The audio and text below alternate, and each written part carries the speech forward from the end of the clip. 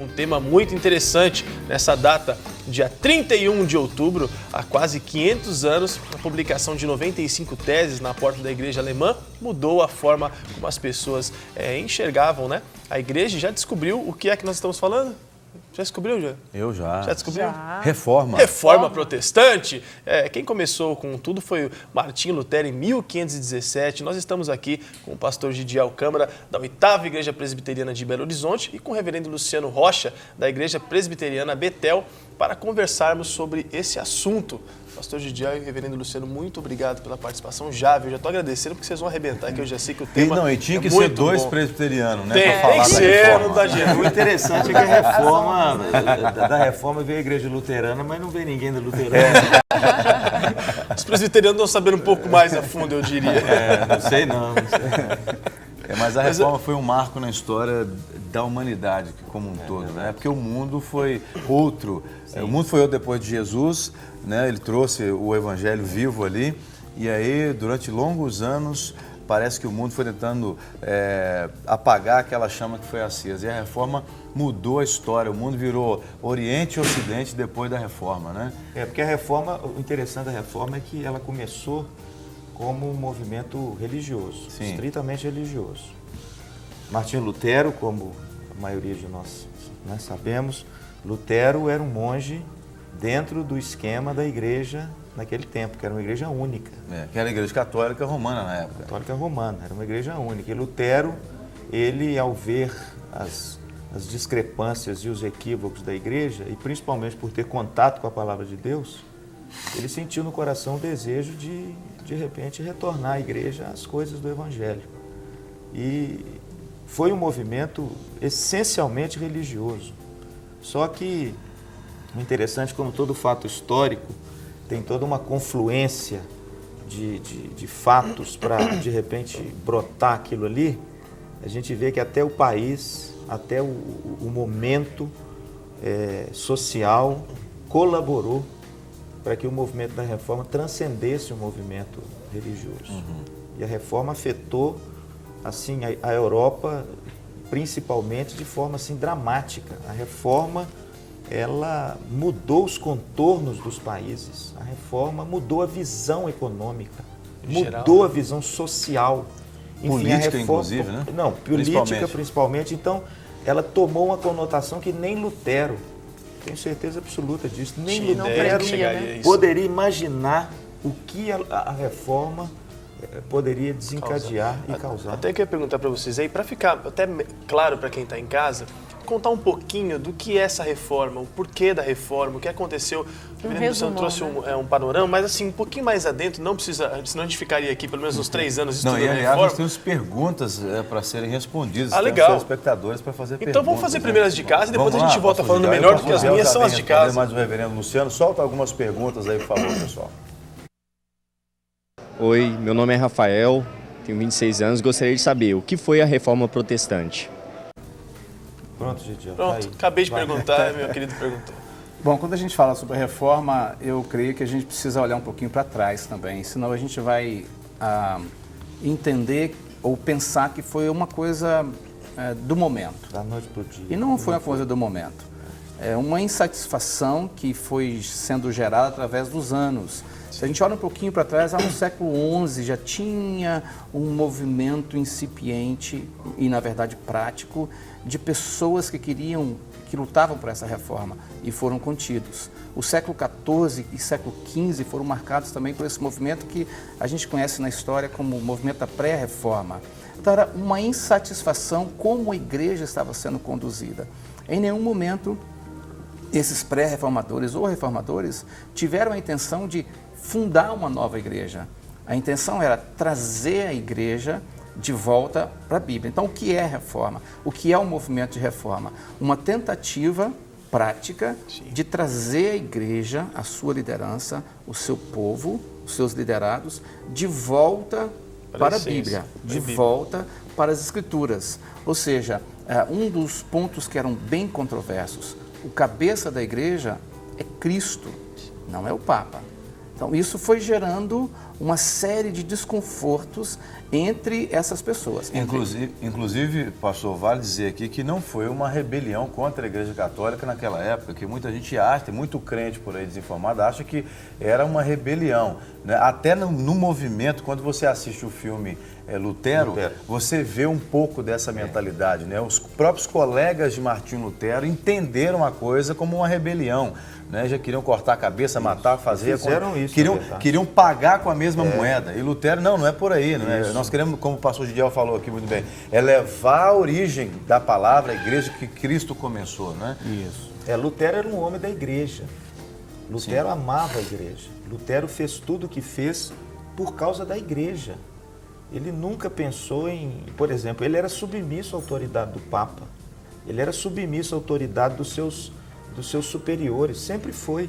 Ele só deixou de ser quando a perseguição ficou muito forte contra ele, principalmente no que diz respeito às doutrinas equivocadas da Igreja Católica, que Lutero combateu com as Escrituras e que eles, a Igreja, não abriram mão. Aí, em prol da verdade, em prol do Evangelho, em prol daquilo que Lutero redescobriu na Bíblia, é que ele se manteve firme na posição a favor do Evangelho, mas com muita tristeza. E fatos históricos dizem que com muita veemência e com muita profundidade ele trazia isso, e que ele ouvia certas respostas do tipo: eu sei que você está certo, mas eu não posso mexer com o sistema. Sim. Então Lutero até chega a se desligando. Talvez fosse importante a gente dar uma palhinha rapidinho sobre Lutero. Claro. Então, Lutero era filho de uma família economicamente bem situada. A intenção dele era ser um advogado. E em 1500 e alguma coisa, né, 1483 na verdade, quando ele nasceu, depois ele teve, 1505, uma experiência onde ele foi salvo em uma tempestade muito forte. E aí ele mudou de ideia, ele foi para um mosteiro agostiniano e se tornou então um monge. Ele era uma pessoa, como o pastor Luciano diz, da igreja. Só que algumas coisas foram acontecendo e o que ele se tornou? Um professor de universidade, um professor de Bíblia. Começou a estudar Romanos e Gálatas. Aí ele começou a enxergar que a salvação não era daquela maneira que estava sendo pregada. Não era comprada, inclusive, que a bênção de Deus não era paga. Aí um evento que foi significativo para Lutero tomar aquela atitude de colocar as 95 teses na porta da abadia de Wittenberg, que ele era o responsável por ela. Então, naquela época, para se eleger um papa já tinha mudado, o papado já estava em declínio. Então, um dos que foram colocados como arcebispos, em um arranjo do papa com a família, ele, para que pagasse o empréstimo que ele pegou para comprar esse direito, ele foi autorizado pelo papa a cobrar indulgências. Então, quando o representante de Alberto chegou na cidade que Lutero morava, ele colocou as 95 teses na porta da abadia de Wittenberg, que era uma atitude comum, um convite para que os acadêmicos pudessem discutir o assunto. Isso tem cheiro da politicagem do Brasil hoje, né? O pessoal é eleito a candidato, aí depois ele vai, né, mamar na teta do governo. Bom, vamos para mais perguntas então aí do nosso telespectador. Oi, meu nome é Carolina. Eu gostaria de saber que mudanças a reforma protestante trouxe para a fé cristã. Bom, nossa, aí é muita coisa, viu, Carolina? É uma aula, né? Para mim, e eu creio que para todos nós, a principal mudança que a reforma trouxe foi o retorno às Escrituras. Porque até naquele tempo, no tempo de Martinho Lutero, as Bíblias eram em latim e restritas aos clérigos, aos padres, aqueles que falavam dela. Então a Bíblia, o povo não tinha acesso à Bíblia. O povo recebia a instrução que vinha das igrejas. E aí a gente sabe que muitas dessas instruções contradiziam frontalmente aquilo que diz a Bíblia. Então, na verdade, o grande benefício que a reforma trouxe, o primeiro e maior deles, porque todos os outros advieram da palavra de Deus na mão do povo, foi a Bíblia na mão do povo. Lutero, numa das biografias de Lutero, o autor disse o seguinte, que certa vez Lutero disse que a reforma não é um movimento de um homem, a reforma é um movimento de um livro. E o maior desejo de Lutero era colocar a Bíblia na mão de cada pessoa, na língua materna dessa pessoa. E ele ajudou a traduzir, Tanto que inclusive. ele mesmo, quando foi exilado, depois da Dieta de Worms, no castelo de Wartburgo, ele traduziu o Novo Testamento todinho para a língua comum da Alemanha. E o interessante é que ele mandou publicar esse Novo Testamento, e a primeira publicação, imagina só, naquela época, no século XVI, não tinha o que hoje nós temos aqui, né? Você liga na internet e vê alguém em casa. Rapaz, você imagina, a imprensa tinha acabado de ser descoberta.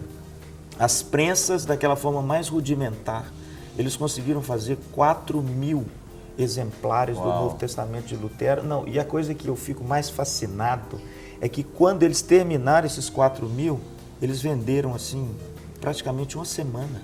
Olha só. Sem mídia, sem marketing. Tamanha sede do povo. E de repente eles fizeram outra, então a alegria de Lutero foi muito grande, porque ele viu que o grande benefício que ele trouxe com tudo isso e a reforma trouxe é a palavra de Deus na mão do povo, para o povo poder ter as escrituras como fonte de E inspiração. tiveram outras, claro, outros benefícios. com Tem certeza, outros, que- mas esse para mim foi o principal. Bom, a gente tem mais perguntas.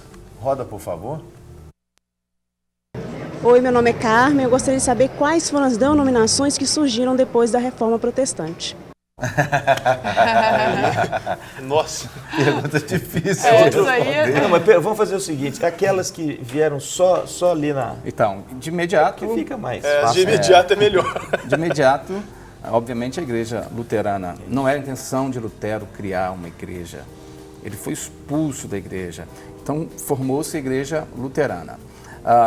Logo em seguida, com o Zwinglio, deu o pontapé para as igrejas reformadas.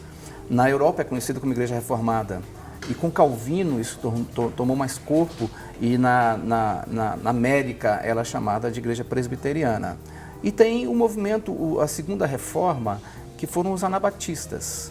Então, basicamente, essas três. Sim.